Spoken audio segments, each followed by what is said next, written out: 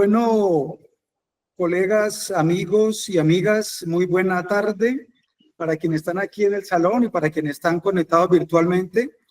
Aplicando la ley del cuarto, siendo las 3:15 de la tarde, damos inicio a esta reunión que fue convocada en la idea de socializar la propuesta de un referendo constitucional de origen popular, con la consigna Pueblo por la restauración moral a la carga.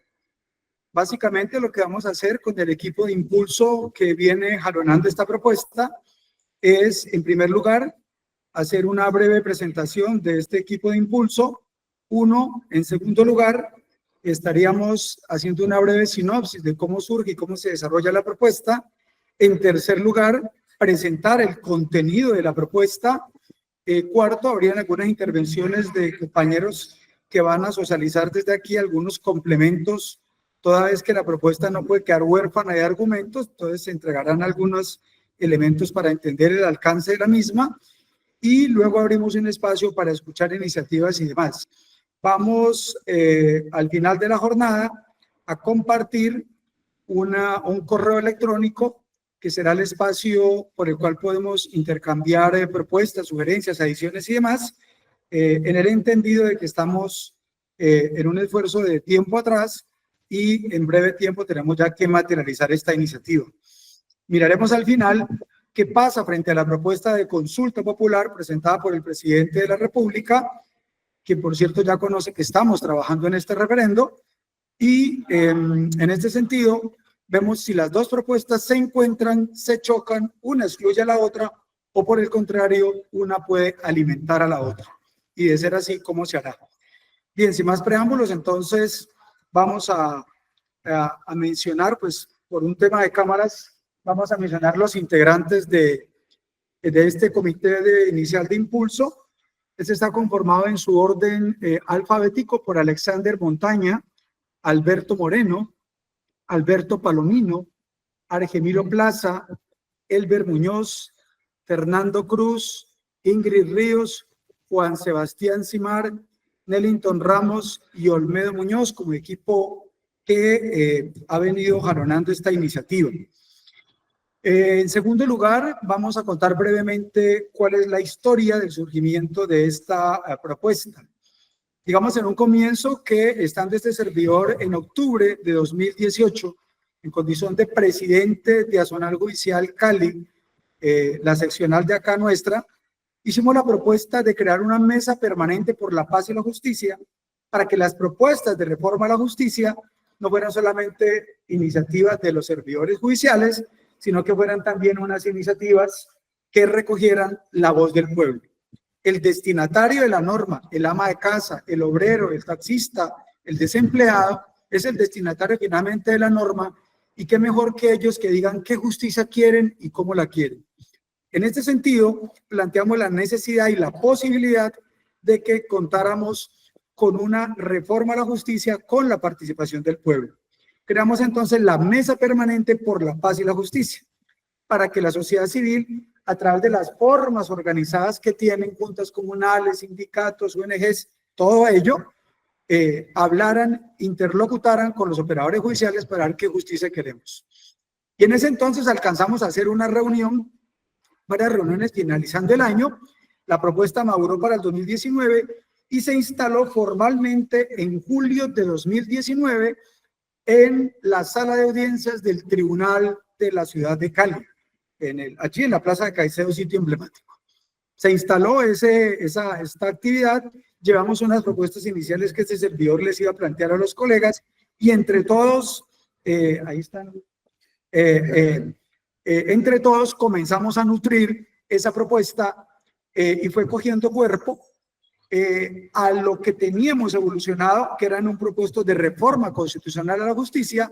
Esa propuesta maduró para en octubre entregarla de ese 2019 a la Asamblea Nacional de Azonal Judicial Sindicato de Industria, que se reunía en ese momento en su Asamblea Nacional en Cali. Ellos vieron la propuesta, les gustó, coadyuvaron la propuesta y se montaron en el tren de apoyarla. Luego la escalamos en noviembre de 2019 a todos los sindicatos de la rama judicial a nivel nacional en una cosa que se llamaba Coordinadora Nacional Sindical.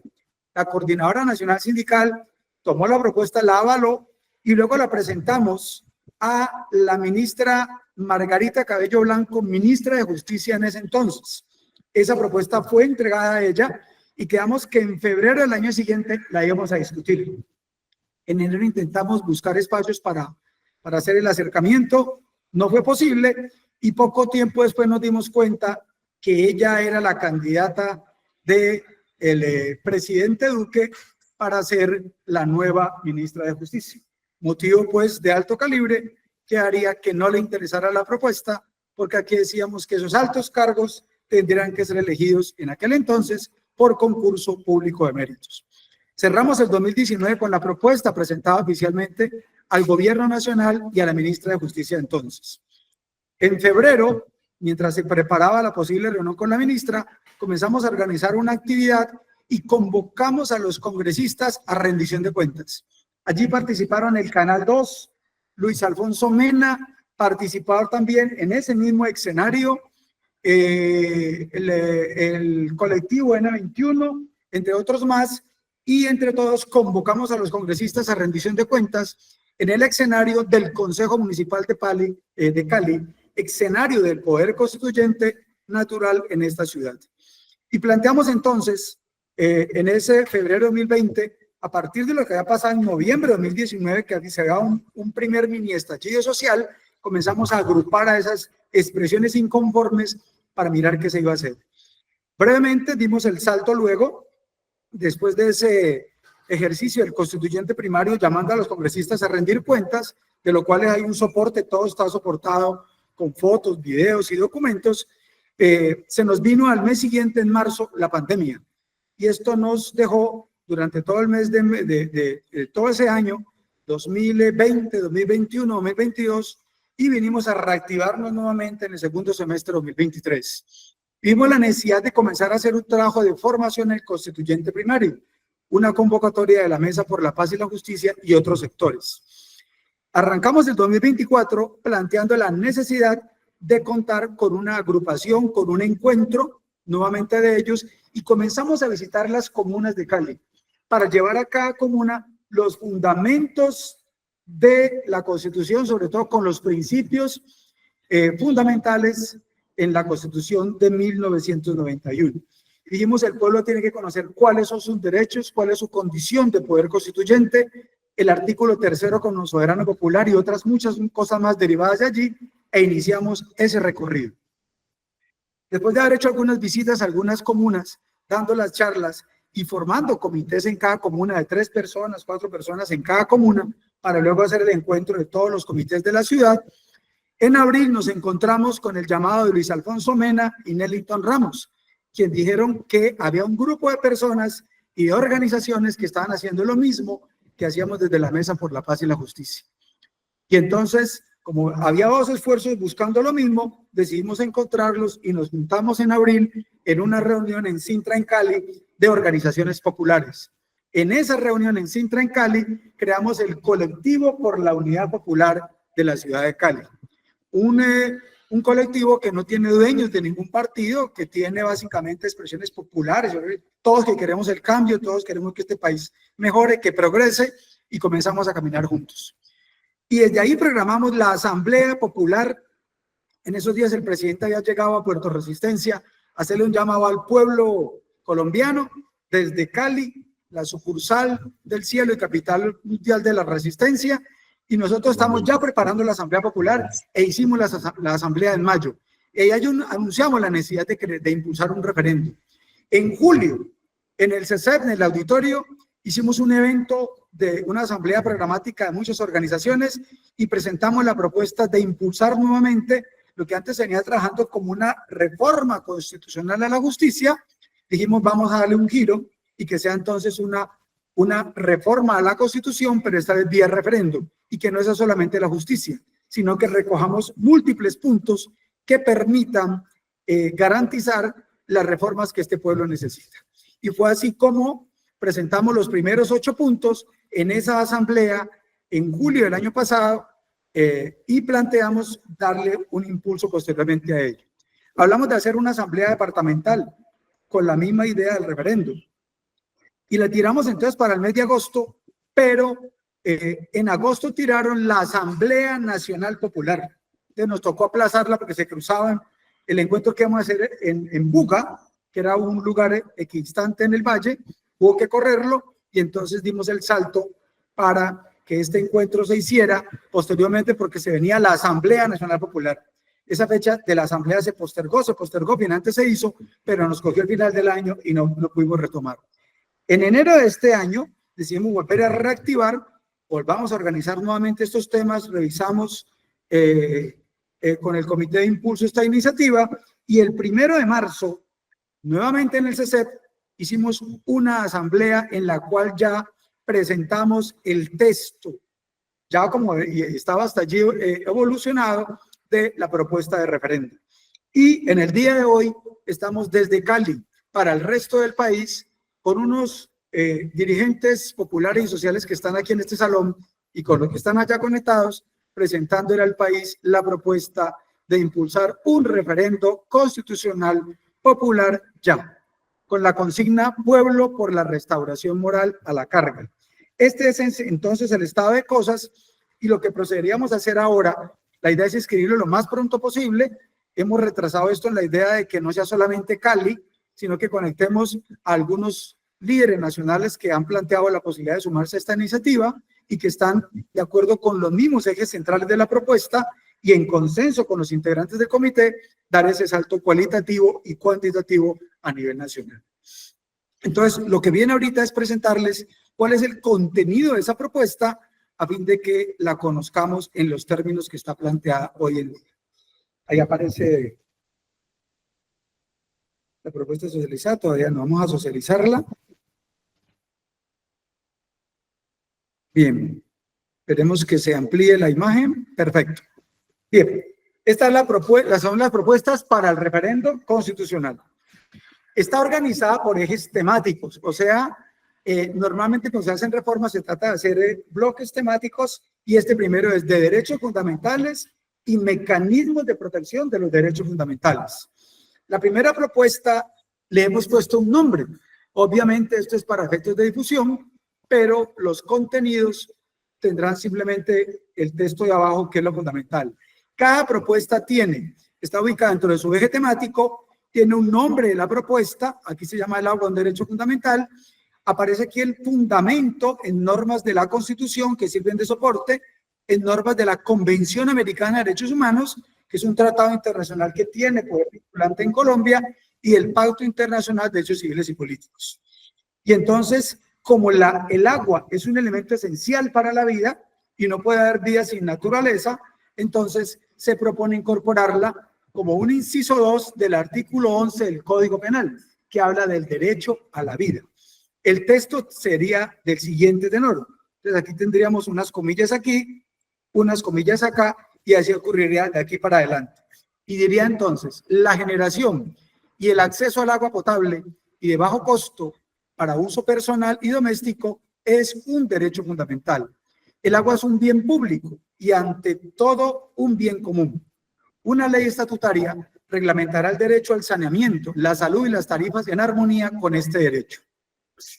Este derecho también se extenderá para el pequeño y mediano campesino para garantizar la seguridad y soberanía alimentaria. Para los estratos 1, 2 y 3 no habrá cargo básico y su prestación será preferentemente gratuita. Recuerden lo que pasó en la Bogotá humana de Petro, el agua era gratuita para una ciudad de 10 millones de colombianos, los estratos 1, 2 y 3 no pagaban agua hasta donde tengo entendido. Los ríos, bosques y en general la naturaleza son sujetos de derecho.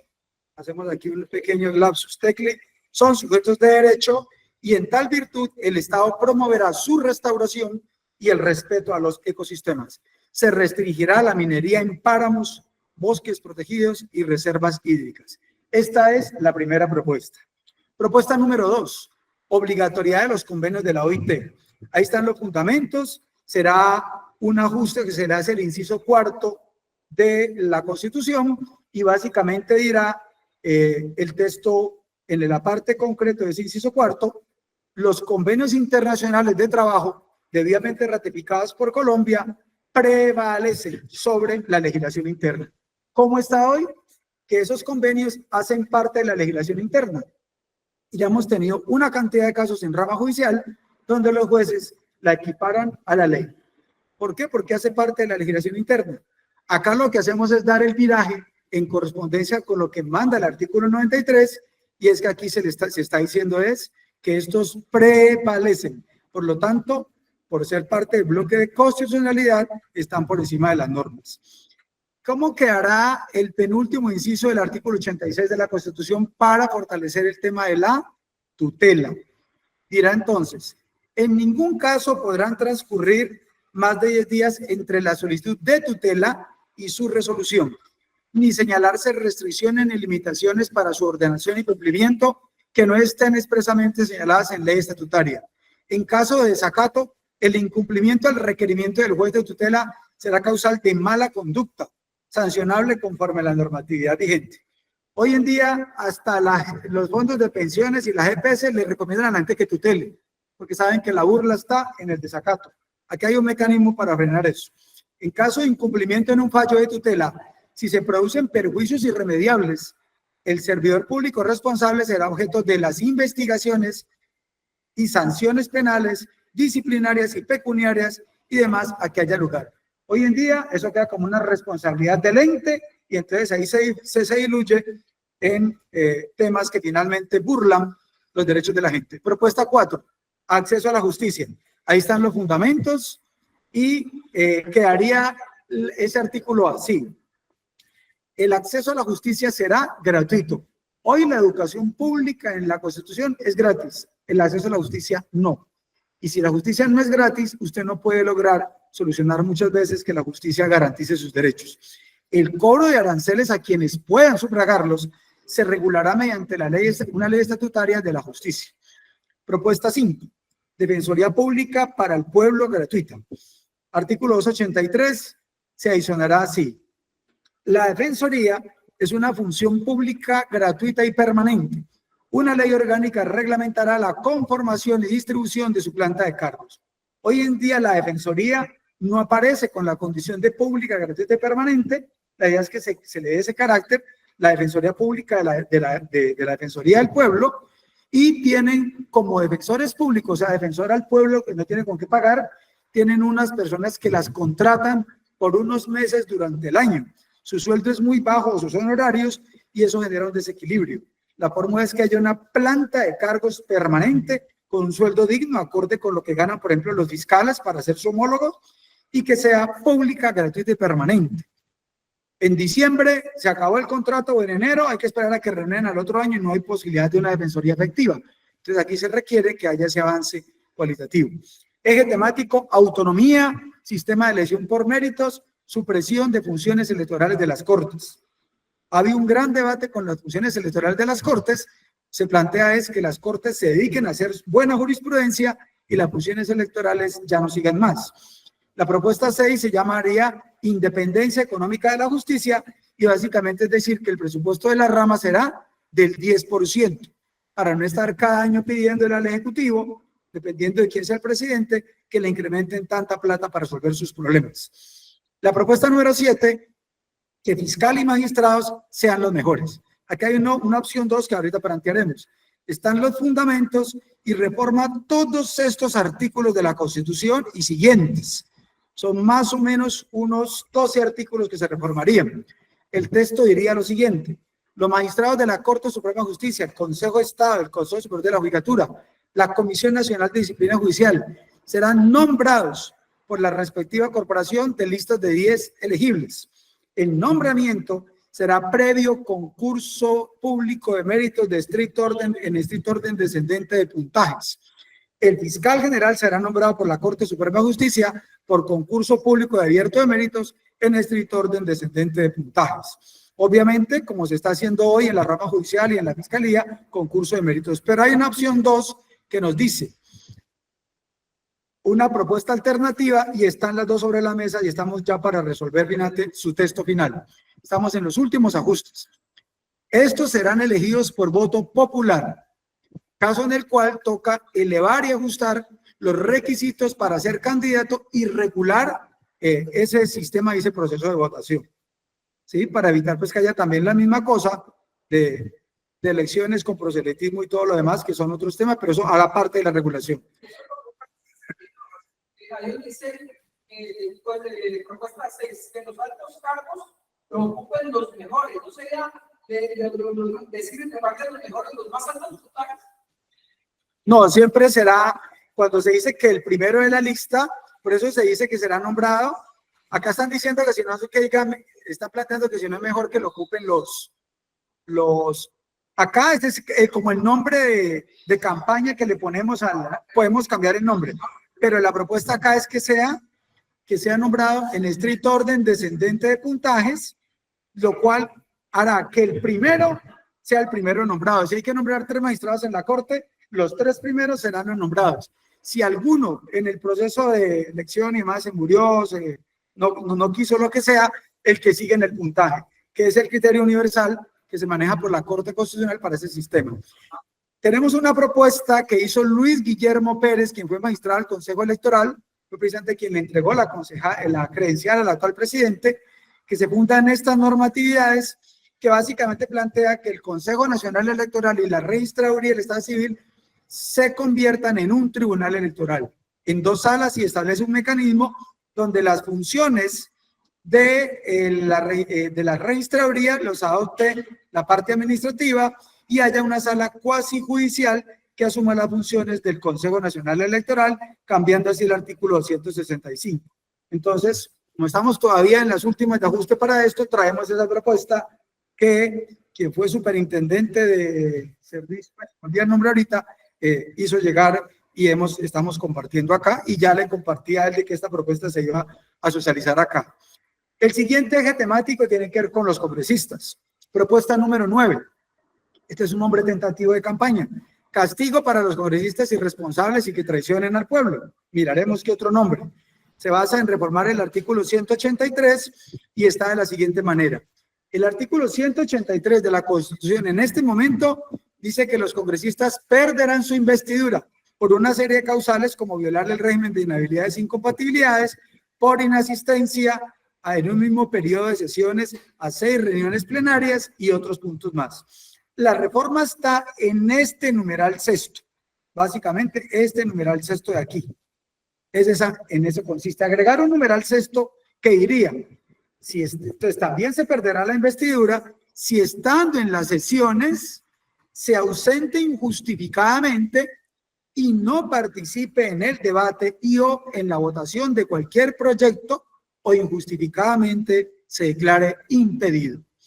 Resulta que por mandato del artículo 184 se dice que la pérdida de investidura será decretada por el Consejo de Estado, de acuerdo con la ley, un término no mayor a 20 días hábiles contados a partir de la fecha de solicitud formulada por la mesa de la Cámara correspondiente o por cualquier ciudadano. Hoy en día, si algo le tienen temor los congresistas, es a esta figura de pérdida de investidura. ¿Qué están haciendo hoy? Para no incurrir en pérdida de investidura, no están incurriendo en faltar en ese periodo de sesiones a 6 reuniones plenarias, sino que nosotros lo vemos que entran, contestan a lista y a la hora de votar se salen y sabotean. O sea que dejan de cumplir su función. ¿Qué pasa si un juez está en una audiencia y a la hora de tomar la decisión se sale de la toma de audiencias? Está haciendo fracasar la razón de ser de su función pública. Por mandato de la ley quinta, numerales quinto y sexto, artículo quinto y sexto, ese es un deber legal de ellos y constitucional, y quien incumple su deber incurre en un delito que al final estaremos mencionándoles. Vamos a denunciarlo desde el Comité de Impulso, hemos acordado que vamos a denunciar penalmente a los señores congresistas en esas condiciones. Bien, acá, esas denuncias, al menos mientras no reforme la norma, a los congresistas toca denunciarlos ante la Corte Suprema de Justicia, y allá hay un debate pues complicado con eso, pero luego lo miraremos porque es parte de lo que vamos a trabajar. Continuamos con la lectura del documento. Se le agrega este punto que en este periodo se había hablado, entonces queda allí esa fórmula para plantear, y continuamos con la propuesta número 10. Protección a los colombianos migrantes. Estaba emigrantes y se abre porque hay que dar protección a ambos. Las normas constitucionales son las que están allí y el texto diría lo siguiente. Se fue la voz. El Estado garantizará a los colombianos que residen en el exterior mecanismos de protección efectiva de sus derechos, con asistencia en casos de emergencias, detenciones, violencia intrafamiliar, casos de desaparecidos y en especial quienes estén en situaciones de vulnerabilidad. Promoverá igualmente el bienestar de los colombianos en el exterior, incluyendo acceso a servicios de salud, educación, cultura, programas de retorno asistido, vinculación al sistema de pensiones colombiano y al sistema de subsidio familiar. Aquí es importante hacer una precisión, y la precisión es que estas medidas ya están planteadas como una recomendación del Ministerio de Relaciones Exteriores para consulados y embajadas de Colombia en otros países. Sin embargo, no son implementadas en todos los países y no tiene, digamos, que un poder vinculante. La fórmula es, hay millones de colombianos en el exterior, me hablan de 10 millones, creo que puede ser unos 10 millones según censos que se han reportado, lo cual implica que habría una quinta parte de la población actual de Colombia, dada la ola de violencia y todo lo que han ocurrido, no está en este país. Entonces, los 50 y pico millones serían 60 y pico si esos estuvieran acá, por lo tanto es casi que el 20% de la población que anda por fuera y es necesario que Colombia dé mecanismos de protección, entonces básicamente es tomar estas medidas y hay unas adiciones que estarían para ajustarlas en su redacción que están en los siguientes términos. Adenda, disponer de más escaños en el Congreso para los colombianos en el extranjero, tanto en Cámara como en Senado. Para los mismos se creará un distrito especial, ya algunos le tienen un número que es el 7. Sobre las remesas habrá una tasa baja que no produzca impacto negativo en sus beneficiarios. Esto porque nos reportan que cuando alguien envía plata para acá, la remesa es tan alta que se reduce significativamente el aporte que le mandan a su familia. Entonces se van para el exterior a trabajar en condiciones muchas veces indignas, envían el dinero para acá y a veces las tasas son muy altas. La población colombiana en el exterior se tendrá como nueva minoría nacional, sujeto de derechos y obligaciones, y está la propuesta incluso de crear con ellos una región sociocultural político-administrativa. La mayor minoría nacional que hay en colombianos. Bueno, pero pues no queda bien que uno clasifique en la norma constitucional. Le dicen que es la mayor minoría nacional que existiría de colombianos. Entonces, la idea es, aquí está la idea, toca redactarla como texto normativo. Esa es la propuesta pues para ajustarla. La propuesta número 11, voto obligatorio. Este es el contenido actual del artículo constitucional. Lo que se haría es agregar un inciso 2 sobre el voto. ¿Qué va a decir? El voto será obligatorio y electrónico. Porque mucha gente con el voto obligatorio, pues se le dificulta a veces el desplazamiento hacia donde están los puntos. Entonces hay que buscar mecanismos para garantizar que ese voto sea obligatorio y electrónico y se agregaría una ley estatutaria, porque es un derecho fundamental, reglamentará sus incentivos y sanciones por el no ejercicio de esta expresión del soberano popular. Las elecciones a cargos de elección popular serán costeadas íntegramente por el Estado. Queda prohibida cualquier forma de financiación o aporte de particulares. Eso de que el grupo tal o el consorcio tal o el gran empresario o el banco tal financió una campaña, pero luego produce que saquen leyes en favor de esos mismos que les financiaron. La constatación de este hecho, de que hubo financiación de particulares, será causal de pérdida de investidura de los elegidos. O sea que aquí se engrosarán las causales de allá y el que le haya entrado plata de dineros prohibidos, porque ya serían prohibidos, entonces perderá su elección. Y el último punto es la propuesta número 12. El presidente de la República, los congresistas, gobernadores y alcaldes podrán ser reelegidos por una sola vez.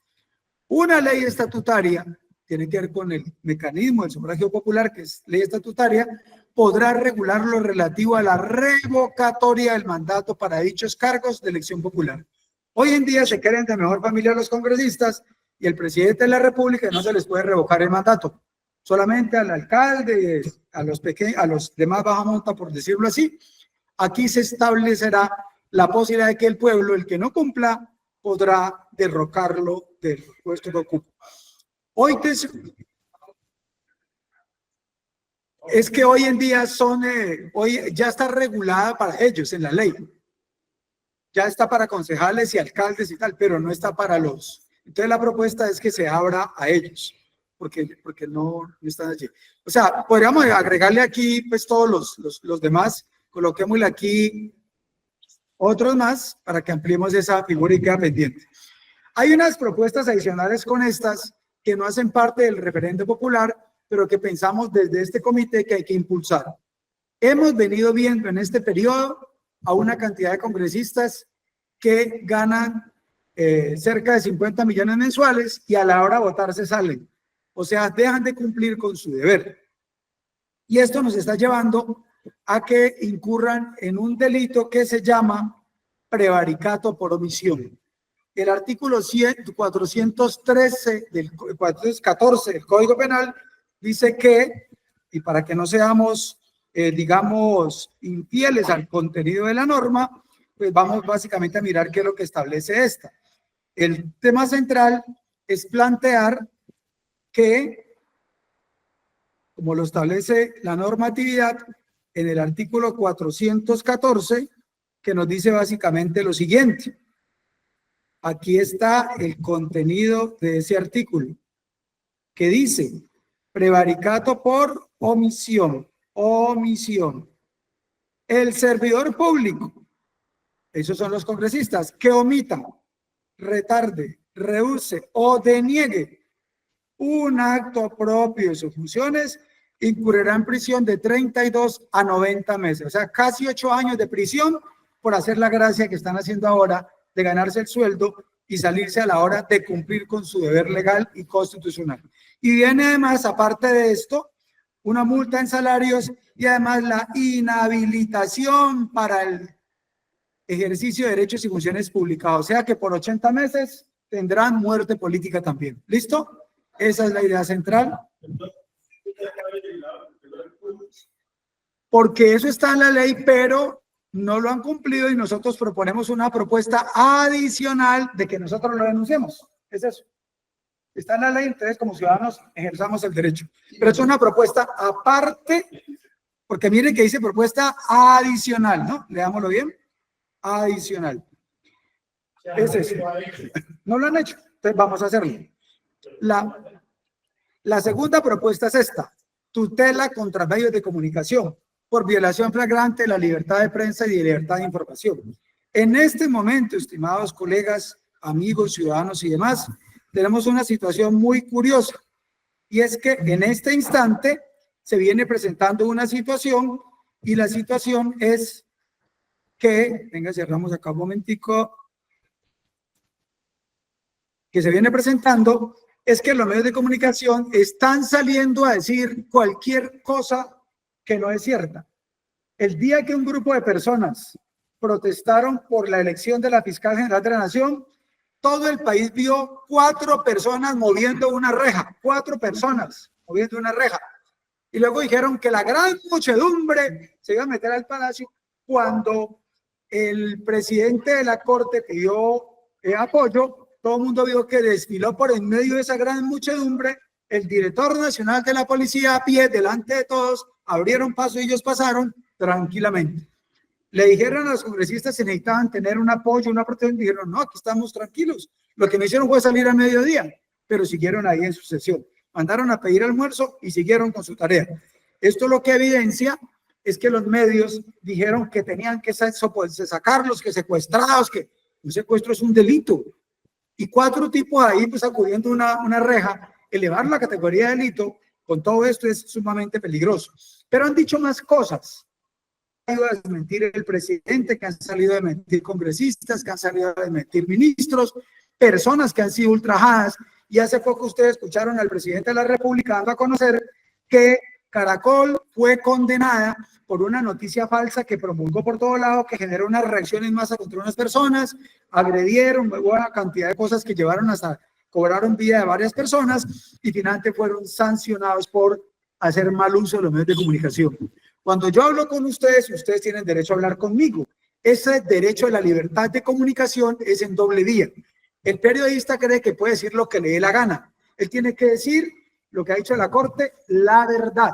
Y eso está en la Constitución, no lo vamos a desarrollar ahora, pero daremos una charla luego sobre eso, en la cual evidencia que los medios de comunicación tienen el derecho a informar, pero el ciudadano tiene el derecho a ser bien y oportunamente informado, con objetividad, con imparcialidad, con rigor, con criterio serio. De tal manera que quien mienta, quien diga la verdad parcialmente, quien tergiverse la verdad, o cuarto punto, quien presente su opinión como si fuera un hecho, está violando la libertad de prensa y el derecho de información objetiva de los ciudadanos. Presentan sus opiniones como si fuera un hecho probado, y eso es una manipulación de la información. Ya estamos cansados de ver eso, y esto llevó a una situación que el país tiene que conocer, y es que ya hubo una denuncia penal presentada contra el presidente Duque, Vicky Dávila, los de Blue Radio y otros por pánico económico. ¿Qué fue lo que ocurrió en concreto? Pues en concreto lo que ocurrió fue que hubo un grupo de periodistas que cuando el presidente de la República dijo que era posible que los dineros de los colombianos que están en los bancos, ojo con lo que voy a decir, los dineros nuestros que tenemos en ahorro en los bancos, que eso puedan tener un fin específico, porque esos dineros tienen una regulación legal. La plata que tienen los bancos, la banca es una función pública, solo que la están ejerciendo particulares, pero pueden ser controlados por el Estado y para eso existe la superintendencia bancaria. Pues la práctica señala que cogen la plata y la destinan, por ejemplo, para construir peajes y para construir vías, y luego nos cobran con la misma plata nuestra que invierten allá, nos cobran plata en un país que tiene más peajes que el promedio de países en el mundo entero, y el valor de los peajes supera el promedio de lo que tiene que darse, y se da plata para peajes, pero no se ve en vías realmente funcionando bien. Todo eso es un conjunto de cosas que están en la ley, yo no me lo invento, y están allí. Pues resulta que estos señores plantearon una situación que no estaba bien, y entonces se produjo esta situación que es la que fue denunciada ya. Y la denunciaron en un trabajo que se hizo acá con algunos integrantes de este equipo. Ahí les dimos unas observaciones metodológicas y se formuló denuncia por este delito. Pánico económico. Hoy, ojo con esta información. El que divulgue al público o reproduzca en medio de sistema de comunicación público información falsa o inexacta que pueda afectar la confianza de los clientes, usuarios, inversionistas, accionistas en una institución vigilada, controlada por la superintendencia bancaria, le hace banco o parecido, o por la superintendencia de valores o fondo de valores, o cualquier otro esquema de inversión colectiva legalmente constituida, incurrirá por ese solo hecho en prisión de 32 meses y multa de 66.66 salarios mínimos hasta 750 salarios mínimos legales mensuales vigentes. Quiere decir que salir a decir mentiras sobre que Petro se va a apoderar de la plata de los colombianos puede producir un efecto parecido al que ocurrió hace poco en Chile, donde la plata de los ciudadanos en los fondos se quedó en entredicho y eso produjo un colapso en fue una crisis nacional que produjo muertos y una cantidad de cosas. Pues eso es un delito que se llama pánico económico, que da hasta 12 años de prisión. Ya se colocó la denuncia y esto produce también hasta 750 salarios mínimos legales mensuales vigentes. En las mismas penas incurrirá el que utilice iguales medios con el fin de provocar o estimular el retiro del país de capitales nacionales. Se escuchó, no sabemos si hubo gente que el susto de que Petro se iba a quedar con la plata de la gente en los bancos, entonces pudo llevar a que mucha gente sacara su plática del banco, y si eso se logra detectar, eso también configura eso. O la desvinculación colectiva de personal de empresas, porque hubo gente que ha dicho, no, eso se va a acabar, la cantante esta, Maribel, fue la que se iba a ir del país porque y muchos antes que se iban a ir, entonces esto se va a poner horrible, pues esto puede ocurrir a que esos anuncios de que esto va a ser pues ya el acabose, pues puede producir desvinculación de personal de empresas industriales o agropecuarias o de servicios. Y en esos casos la pena se aumentará si como consecuencia de las conductas anteriores se produjere alguno de los resultados anteriores previstos. O sea que la pena de 12 años, 6 años más, o sea que quedarían 18 años si alguien efectivamente retiró plata del banco fruto de esas situaciones. Eso es básicamente lo que hay. La idea es que aquí estamos planteando básicamente como propuestas adicionales, denuncia penal a los congresistas, tutela contra los medios de comunicación para que dejen de irrespetar un derecho fundamental que es la libertad de información, de opinión y demás, y difundir, ya está colocada esta denuncia penal por pánico económico que la gente debe conocer. Compañero, aquí queda presentada la propuesta que se ha elaborado por parte de este colectivo, es un producto colectivo, y lo que hemos hecho con las organizaciones populares y sociales, cerramos allí con la presentación de la propuesta y pasaríamos ahorita a escuchar algunas observaciones, aportes y demás. Aquí tomaremos nota porque esta propuesta no se ha terminado, se está terminando, pero aún podemos hacerle ajustes.